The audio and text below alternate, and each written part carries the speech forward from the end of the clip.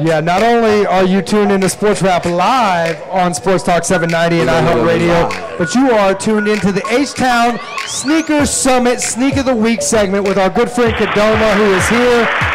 I know he wanted to get in on some of that NBA talk when Mo Bob was here, but we'll have plenty of that over the summer. But the Sneaker Summit is less than a month away. We're talking weeks now, ladies and gentlemen. Countdown. Right out there at Reliance Center. Kadoma, why don't you tell the good folks out there listening a little bit about this great event? It'll all kick off in about 3 weeks here as our good friends start coming into town from all over the U.S. To attend the world's largest community sneaker event right here in Houston, Texas, the Htown Sneaker Summit, which takes place every summer, every winter, since 2004. So that's right. We're in our 8th year and our 18th event, and it will be taking place Sunday, July 29th at Reliance Center. You can find a lot more information on our website, htownsneakersummit.com, as well as all of our social networks, the Twitter, the Instagram, the Facebook. Also, a little bit of news this week.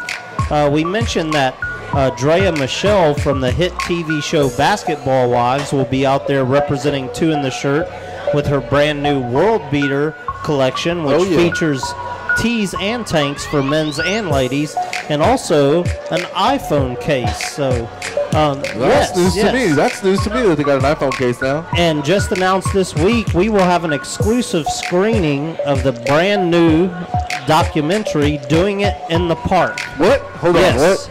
Doing It in the Park. Is this 18 and up? That has nothing to do with Drea Michelle. Yes, well, then, I don't Sorry know. about that. Bobito Garcia's new film, Doing It in the Park, a documentary on New York City pickup basketball featuring the likes of Dr. J, Kenny Smith, and other great notable street ball players out there. H-Town's favorite, the Jet. Awesome movie. It will be playing nonstop, so while the 5-hour event goes on, you can take a seat and watch it. It's only showing in special screenings, so this is a very special event.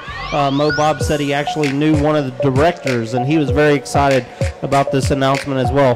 But we'll have plenty more coming up, including a benefit for our good friend Chris Natalio from Crooks and Castles, and then more information about the after party taking place Sunday night at Warehouse Live very soon. So make sure you stay tuned to our website for that. That's right. It all kicks off with Sports Rap After Dark. You guys already heard a little bit about it, but if you didn't know, Dobeezy, DJ Baby Chino, Lee Cock, the holder of the light, who's here tonight, Dirty and Nasty, who's here tonight, Roosh Williams, 220 Music, Lower Life Form, Hardcore. It just, the beat goes on and on, man. That's 3 weeks from tonight. So that kicks off the entire weekend. But right now, we got to get into the reason that Kadoma is here, and he's bringing you all the latest heat from the street for your feet, and is brought to you by Active Athlete. And Active Athlete is the original mom and pop shop in Houston, and they've been in the same location right there on Cullen and Reed Road since 1988, all the way up until their 4 locations now, the newest being there on the southwest side of 59 at Willcrest to serve the customers from Missouri City, First Colony, Meyerland, Sugarland, A-Leaf, Sharpstown. Hey, if you're in the southwest, get right over there to 59 and A-Leaf. Wow, man. First off, we're going to start with the honorable mention. Adrian from Active Athlete brought by 2 pairs tonight. I believe the first is the Air Jordan 1, classic Air Jordan with the swoosh on the side. And I believe this is the Olympic edition, correct? Yes, this is the Road to the Gold pack. There are going to be 3 different ones of the Jordan 1 High with the Road to the Gold, along with others. Now, when you say pack, does that mean you have to buy this shoe with another shoe, or it's just kind of released alongside of each other? No, they're going to be released alongside of each other.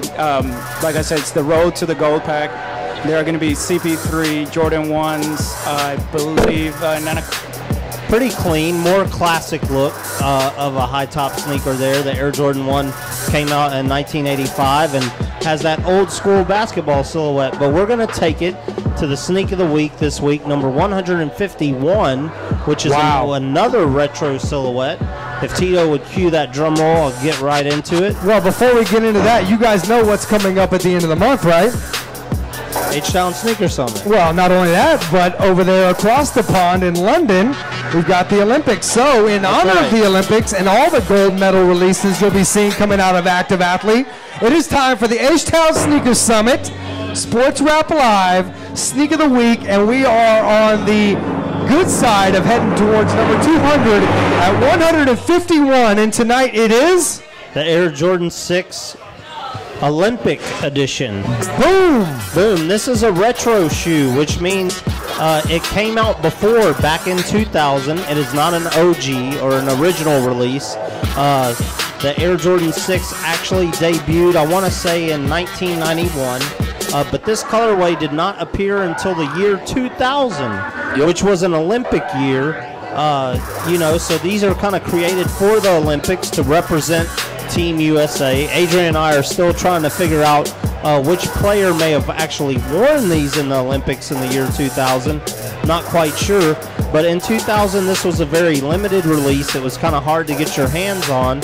And it has not released again until this year, 2012. So I see Antinas isn't filling them. But when they released in 2000, they were $120. When they release this Saturday at select Jordan brand accounts, they will be $160. But the shoe is... I wouldn't pay $60. Okay, the shoe is a classic Air Jordan silhouette.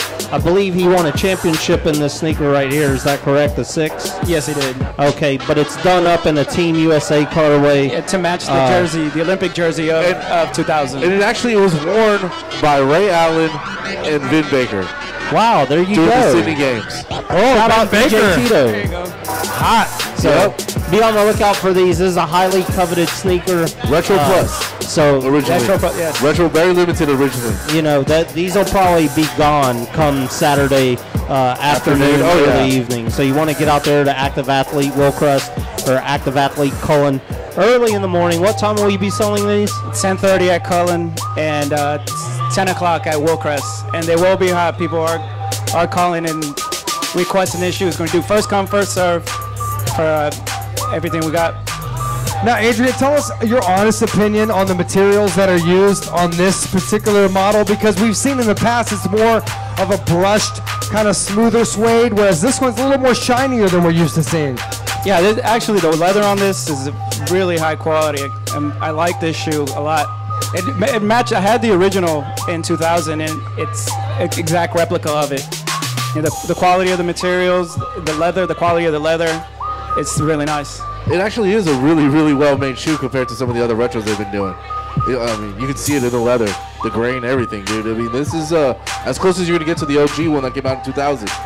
And we're going to have intern Matt post a picture of these on our Facebook, Instagram, and Twitter at Sports Rap Live, so everyone can see the Sneak of the Week, number 151, the Air Jordan 6 Olympic. Absolutely. Hey, and we're going to take a minute to tell you about a guy that always brings the heat to the streets of H-Town when you get yourself in a bind, no matter what kind of sneakers you have on. And that is H-Town's top DWI lawyer. And if the Rat Pack would, tell me who that is. Wow, that is Gary Trichter. Yes, yes. And I'm going to tell you guys a few tips on if you are going to drink. If you're out and about in Houston on a Thursday night, Friday night, Saturday night, it doesn't matter. 4th of July, make sure you guys have this guy's number in your phone, or make sure you guys have a non-drinking designated driver. Take a cab or a limo, because both are going to cost a lot less than calling Gary Trichter. And if you do decide to have a drink and drive, do not have any open containers of alcohol in your car. Follow the traffic laws religiously, and do not give an officer a reason to stop you. Because if you do get stopped, you're going to have to answer questions, and I do not want you guys to have to answer any questions and ask you to continue to be polite even after he asks you to do roadside gymnastics or any tests, and ask for your lawyer, and that is Gary Trichter. This thing is going to cost you up to $10,000 to $12,000. Not to mention, you could have a 1-year suspension of your driver's license, 6 months in jail, and court costs in excess of $2,000. Ouch. Yeah, oh, and your insurance is going to go sky high.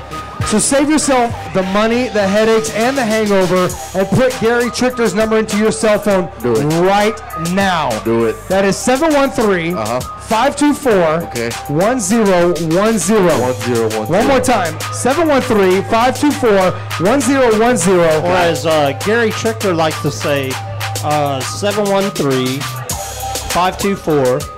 Tan Tan. Or Ochimina. Yes, you better believe it. Or you can get more information at texasdwilaw.com. All right, well, hey, speaking of sneakers, speaking of being out on the courts, you know, we had Mo Bob here earlier talking about the Key 54 tournament right there in the shadow of the Eiffel Tower in Paris.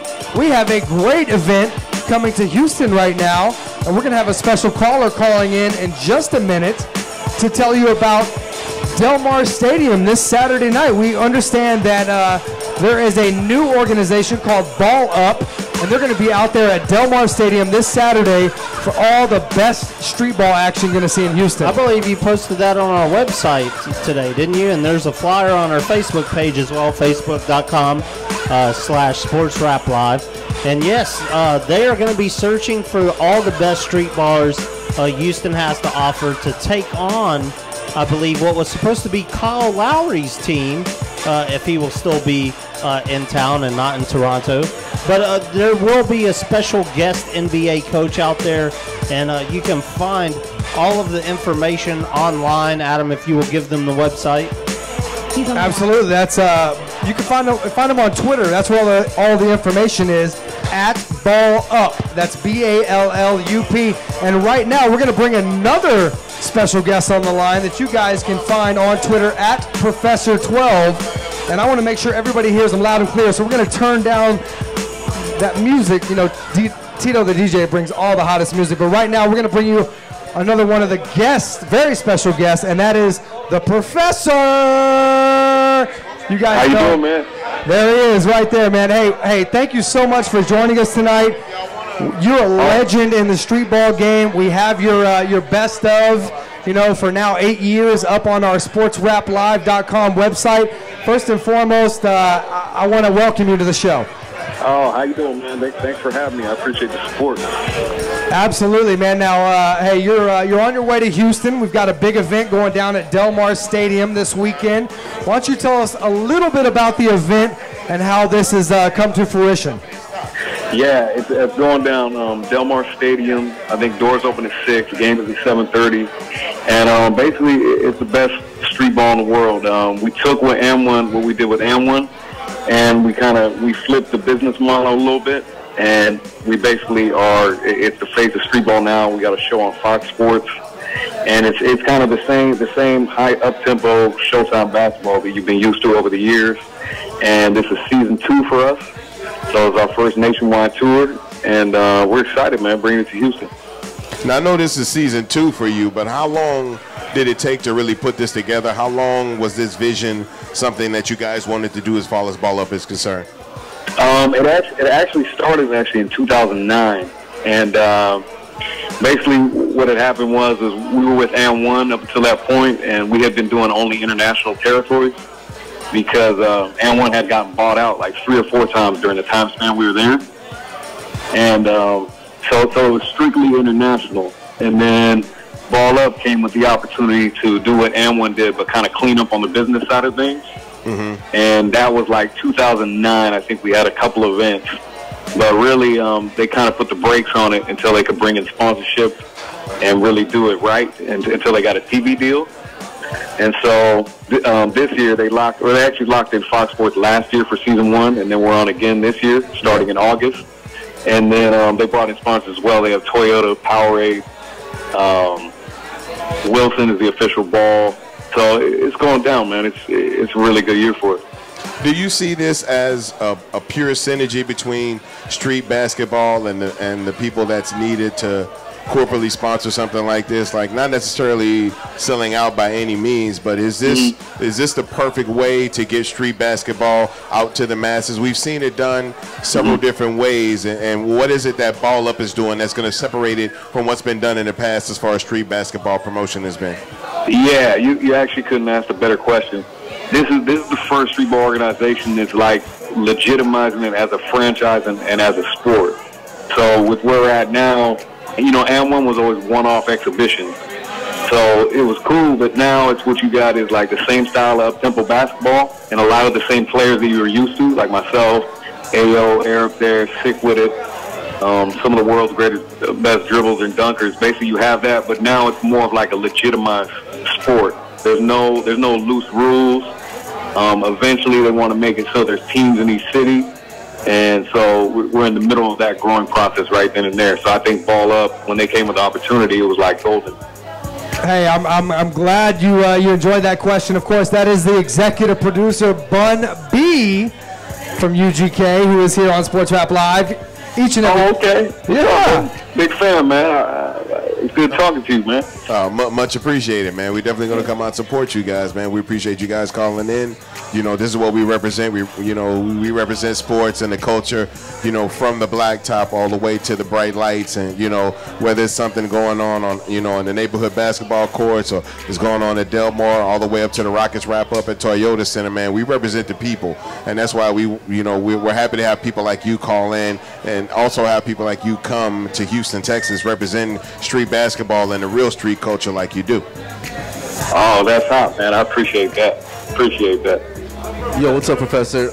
Quick question. With the new league going on and the second season coming out, are you seeing more and more people, maybe like an opportunity for it to be for young stars to emerge and maybe see like a whole new era of maybe opportunities for endorsements for the street league itself, like, you know, street ballers, and represent them like, you know, in a true urban form, you know, to the core where it's at, instead of being like, you know, marketed by where the suits come in and tell you it's going to be like this and like that. Do you see this being more of an opportunity for those like young stars to rise from? Yes, exactly. Basically, when Alan was on, it was on ESPN from like 2003 to 2008. And what it was they had an opportunity for people to win a contract. There was one person each summer that would win a contract. So basically, we're following that format for season 2. But eventually, they want to make it a legitimized sport. So bringing this level of street ball popularity up to where it was is the goal.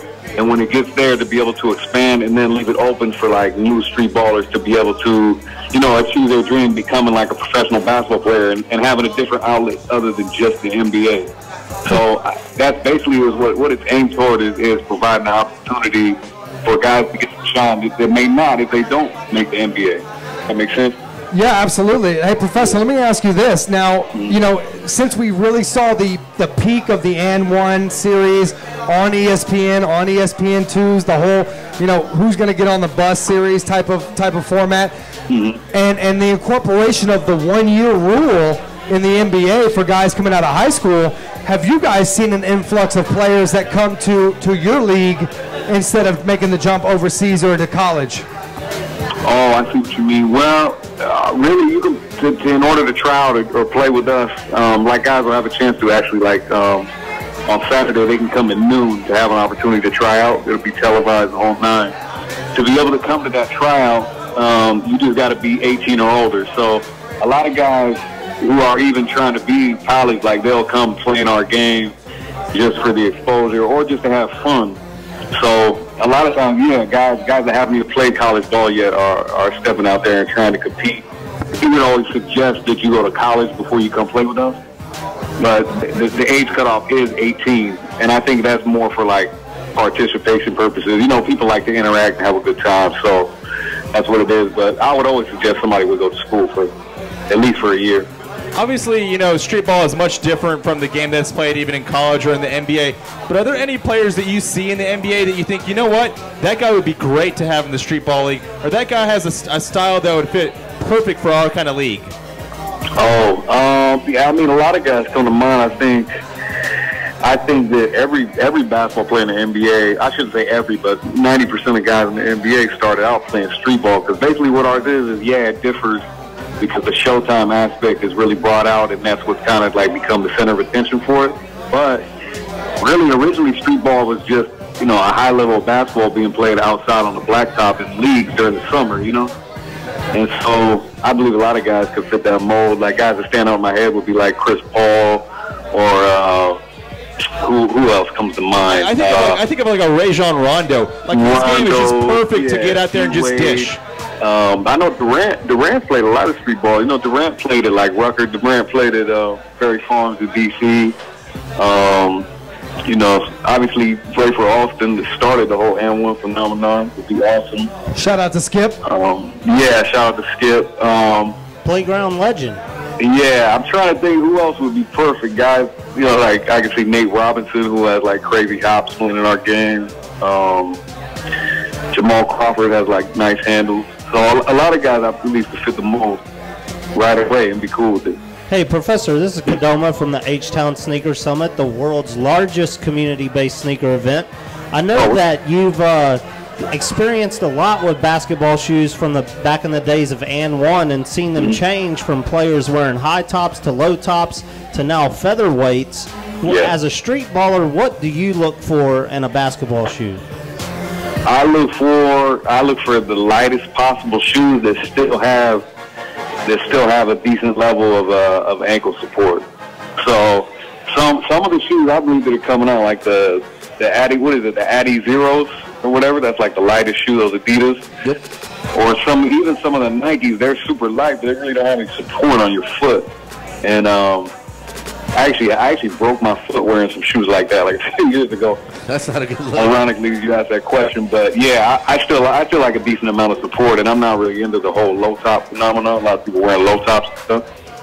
So I always like a mid top that's light but still has enough support. Well, that's why I asked you that question. We don't want any up-and-coming street ballers out there to break their own ankles trying to get too featherweight with it on the court. So, Hey, thanks for calling in tonight. We're going to bring the whole Rapp pack here at Junction Bar and Grill out to Del Mar Fieldhouse this Saturday to see Ball Up, which has the Professor and others playing basketball against some of H-Town's finest. So if you think you got what it takes, I think they can come out there early that morning and try to take it to your team, right?